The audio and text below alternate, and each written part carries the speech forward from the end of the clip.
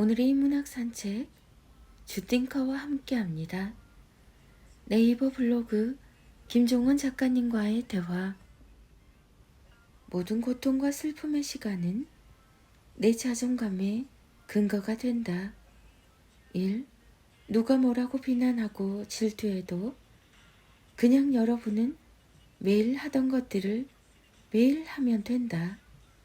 비난하는 자는 멈춰서 외치느라 그 자리에서 성장하지 못하지만 늘 앞으로 나가는 사람은 점점 멀어져서 나중에는 비난의 소리조차 들리지 않게 될 테니까. 그럼에도 불구하고 귀를 막고 계속해서 하는 사람이 결국 이긴다. 2. 오래전 미국의 한 자선단체에서 노숙자들에게 매달 50만 원 정도의 현금을 줬더니 대부분 그 돈을 술과 담배를 사는 데 탕진했다. 그런데 놀랍게도 매달 주는 돈을 100만 원으로 올리니 그들이 변하기 시작했다. 무려 80% 이상이 저금을 시작한 것이다. 저금이란 희망을 꿈꾸기 시작했다는 증거라서 더욱 특별하다. 지금 불행하고 힘들다면 자신에게 2배의 긍정의 언어를 선물하라. 희망을 저축할 수 있도록. 3. 밤에 늦게 자는 사람이나 일찍 자는 사람이나 모두에게 적용되는 메시지다. 매일 늦게 일어나서 인생을 낭비하지 마라. 아침은 최대한 일찍 일어나서 빠르게 시작하는 게 자신을 위해 최선이다.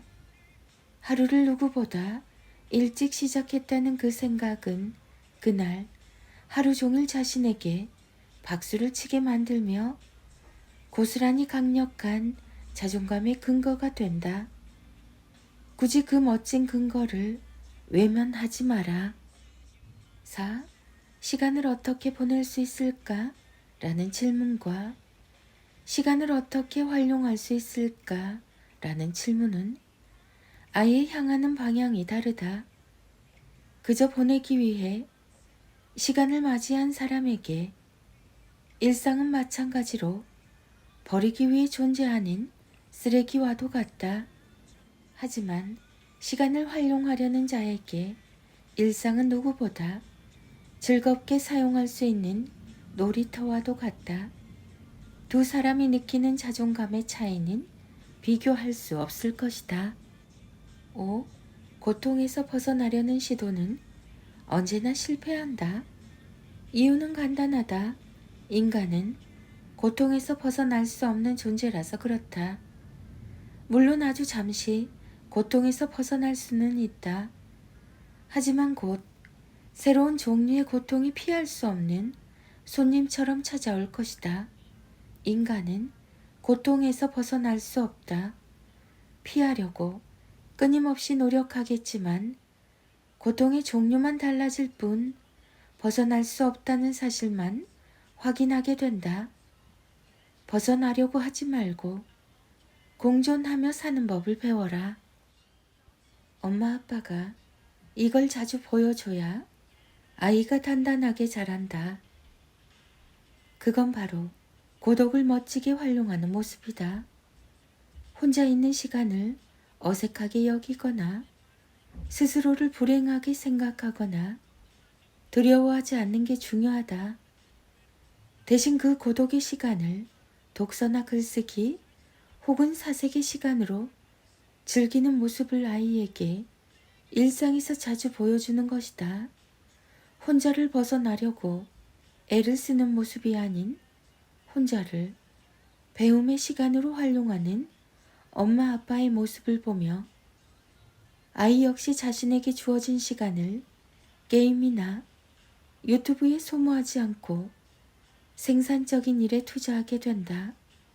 내면이나 지성을 단단하게 해주는 독서나 공부, 사색과 산책은 대부분 혼자서 해야 하는 일이다.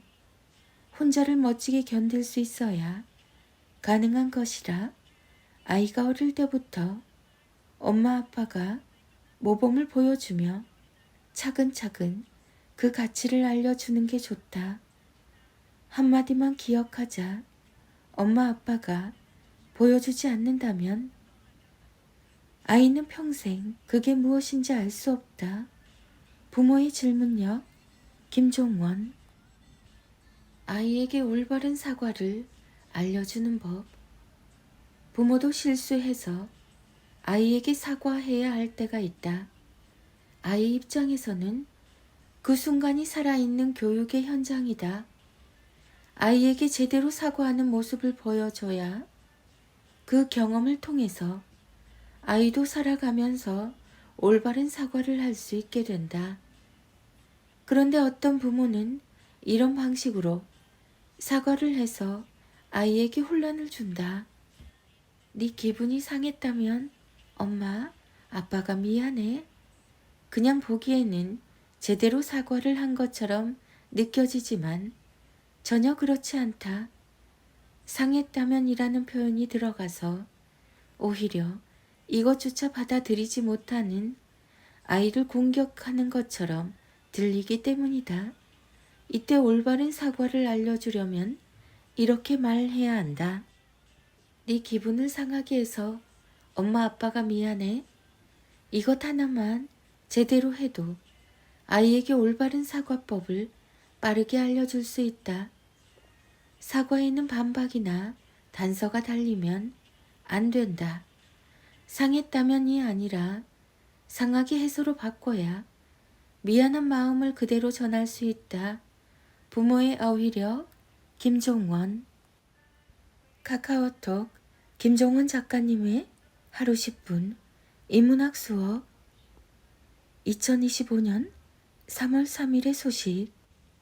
죽음을 기억하며 소중한 사람에게 잘해야 한다. 1. 나이 들면 결국 몇 명의 소중한 사람이 전부다. 2. 내 마음을 알고 있을 거라고 짐작하지 마라.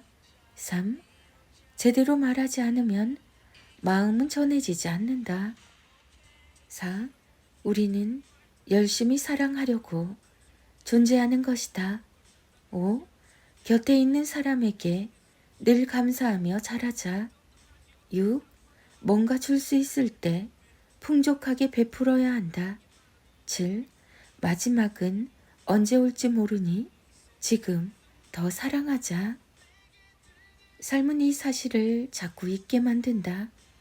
생명은 영원하지 않다는 사실을 말이다. 소중한 사람에게 지금 줄 수 있는 모든 따스한 말을 충분히 들려주자. 그리고 늘 끝이 있다는 사실을 기억하라. 죽음을 기억하지 않으면 삶을 자꾸 낭비하게 된다. 살아갈 날들을 위한 괴테의식 김종원. 자녀들의 인문학 인력 낭송 이어집니다. 하루 한 장 365 인문학 인력. 단순히 바라보는 시선을 다른 높이로 바꾸는 것만으로 아이의 시각을 완전히 새롭게 만들 수 있습니다. 독서는 시선의 예술입니다.